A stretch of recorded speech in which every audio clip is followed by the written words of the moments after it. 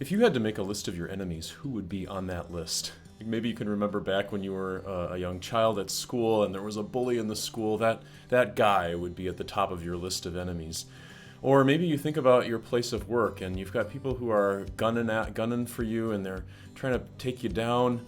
Maybe there's a boss who you feel is your enemy. Maybe it's someone from a previous relationship that feels to you like an enemy. Maybe things on a much bigger scale are what come to your mind, like a nation. Maybe a nation feels to you like an enemy.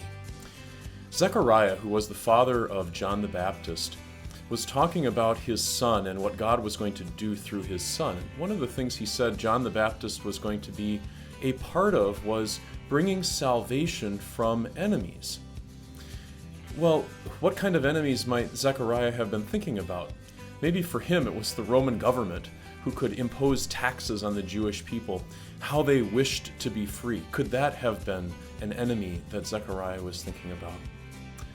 Actually, when Zechariah goes on to explain this salvation, it's not salvation from a bully or from someone who was hurtful in a relationship or from a bad boss.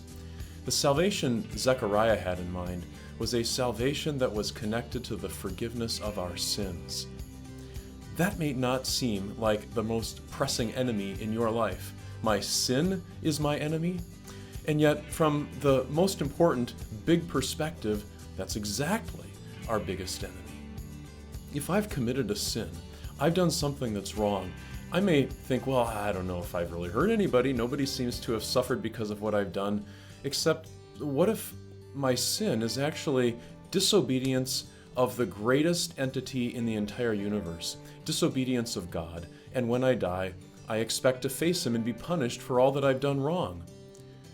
Well, really, I'm my own worst enemy in that case, aren't I? God's not the enemy, he's just the just judge. And yet, as I imagine the future condemnation or consequence, that scares me. I need to be saved from my enemies. And salvation from that kind of enemy, from my own sinful flesh and the guilt it brings into my life, from the devil who wants to accuse me and say, you cannot go to heaven. From those enemies, what's the solution? The solution is Jesus Christ, who came to take all my sins on himself so that my sins can be taken away. I don't stand before God with my sins anymore.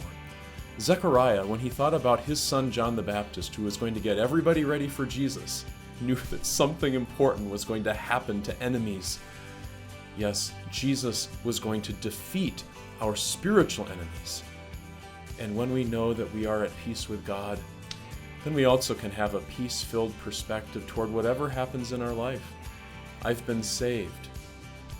All is good.